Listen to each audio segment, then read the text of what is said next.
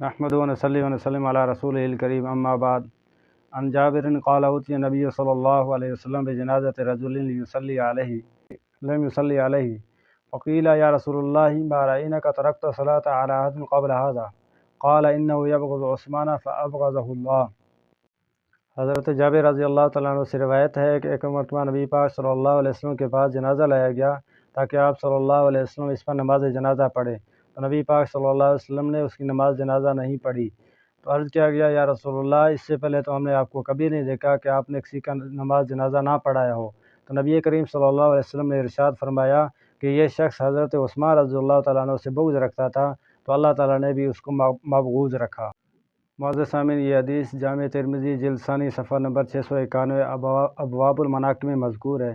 جس میں نبی کریم صلی اللہ علیہ وسلم کے پاس ایک جنازہ لایا گیا تو آپ صلی اللہ علیہ وسلم نے نماز جنازہ پڑھنے سے انکار کیا، اور وجہ یہ بیان کیا کہ یہ شخص حضرت عثمان رضی اللہ تعالیٰ عنہ سے بغض رکھتا تھا، اسی وجہ سے اللہ تعالیٰ بھی اس سے بغض رکھتے ہیں۔ تو دوستو، اس حدیث سے نہ صرف حضرت عثمان رضی اللہ تعالیٰ عنہ کی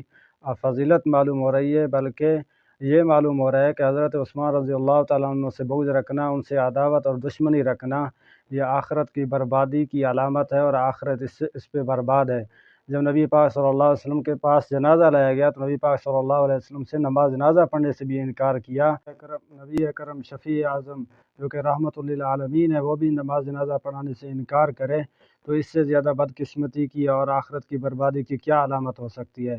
تو اللہ تعالیٰ سے دعا ہے اللہ تعالیٰ نبی پاک صلی اللہ علیہ وسلم کے صحابہ کی تکریم، اس کی عزت، ان کے عظمت اپنے دل میں بٹھانے کی توفیق نصیب فرمائے۔